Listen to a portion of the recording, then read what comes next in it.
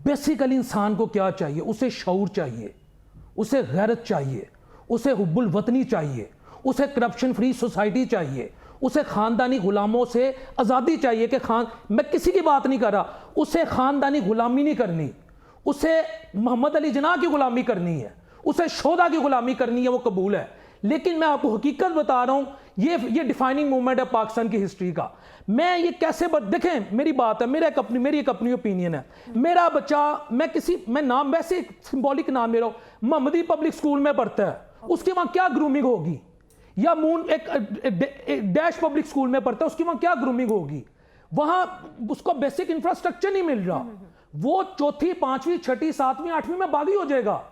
उसको basic education system चाहिए, उसे ग्रास रूट लेवल से चीजों की बेहतरी चाहिए। लेकिन उससे पहले खाने पीने की चीजें जरूरी हैं। और खाना पीना होता है, कोई भूखा नहीं मरता। खाना पीना, मैं ये नहीं, जब ये चीजें होंगी, जब ये चीजें होंगी, जब करप्शन फ्री सोसाइटी होगी, बेसिक हेल्थ फैसिलिटीज होंगी, बेसिक एजुकेशन सिस्टम होगा, अदालतों में इंसाफ होगा, थाने में इंसाफ होगा, वासा के दफ्तर, वापडा के दफ्तर, कचहरी में इंसाफ होगा, रब्बे मोहम्मद की कसम सब कुछ मिलेगा। और जो इंसाफ ही नहीं होना, जो मैं रुल जाना कचहरियां च, वकीलों की फीसां च, मैनू कित्थों इंसाफ लभना है? मेरे तो पैसे उत्थे लग जाने ने।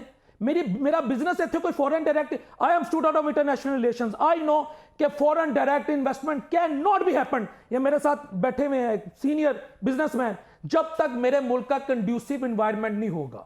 तो गुजारिश ये, I don't want to be emotional, अभी मैं अवाम के पास से होके मैं थोड़ा हो जाता हूं। बात ये, हमें बेसिक ग्रास रूट लेवल पर अदारों को बेहतर करना है।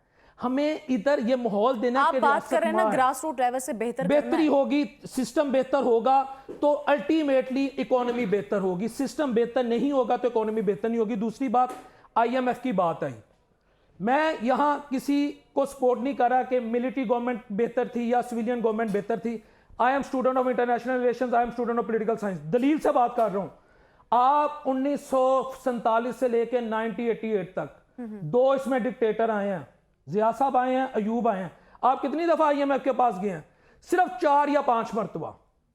1947 से 1988 तक आप 4 या 5 मरतबा IMF के पास गए हैं।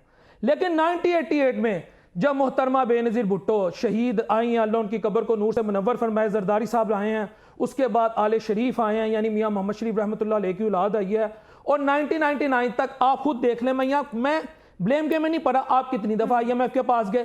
फिर मुशर्रफ साहब आते हैं, ये that point should be noted.